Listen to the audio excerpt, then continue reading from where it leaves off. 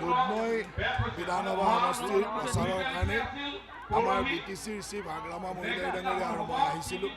ৰাইজৰ যিটো উৎসাহ, এই উৎসাহৰ পৰা নিশ্চিত যে আমাৰ প্ৰাৰ্থী টংকেশ্বৰ ৰাভা ডাঙৰীয়া বিপুল ভোটত বিজয়ী হ'ব। অলপ আগতে মই ৱেষ্ট গোৱালপাৰাত গৈছিলোঁ, তাতো একেই পৰিৱেশ। ইয়াৰ পিছত আমি বকচয়গাঁৱলৈকে যাম। ৰাইজৰ চাৰিওফালৰ যিটো উৎসাহ উদ্দীপনা দেখিছোঁ আৰু প্ৰতিটো জাতি জনগোষ্ঠীৰ লোক হিয়া উজাৰি ওলাই আহিছে আৰু মই ভাবোঁ যে সকলোৱে মিলি এইবাৰ ভাৰতীয় জনতা পাৰ্টী আৰু মিত্ৰ দলক সকলো প্ৰাৰ্থীকে বিজয়ী কৰিব আৰু তাৰ কাৰণে মই ৰাইজক ধন্যবাদ দিছোঁ। বিজেপিৰ সকলো কেন্দ্ৰীয় মুখত হাঁহি, কিন্তু কংগ্ৰেছৰ কিছু ব্যতিক্ৰম দেখা গৈছে। ৰাইজ যেতিয়া থাকিব তেতিয়া মনত হাঁহি থাকিব আৰু যোনে পাকিস্তানৰ লগত থাকিব তাৰতো ভয় থাকিবই নহয়, তাৰনো ক'ত হাঁহি থাকিব। পাকিস্তানৰ এজেণ্টবিলাকৰতো আৰু মনত ভয় থাকিব, শংকা থাকিব, গতিকে তেওঁলোকৰ মনত কেতিয়াও হাঁহি থাকিব নোৱাৰে আৰু তেওঁলোকে ভাৰতৰ উন্নতি হ'লে বেয়া পায়, আমাৰ গাঁৱৰ উন্নতি হ'লে বেয়া পায়, সেইকাৰণে মনত অলপ দুখ থাকে তেওঁলোকৰ।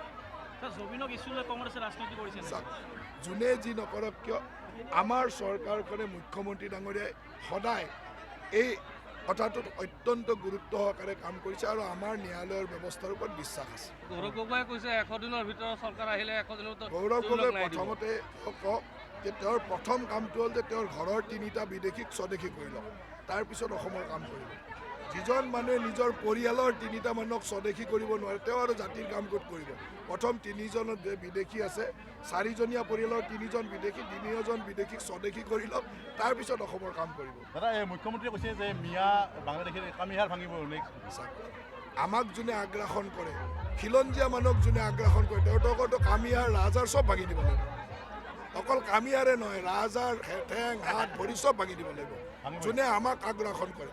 আৰু যোনে আমাক শক্তি দিয়ে তেওঁলোকক আমি শক্তিবন্ত কৰিব লাগিব।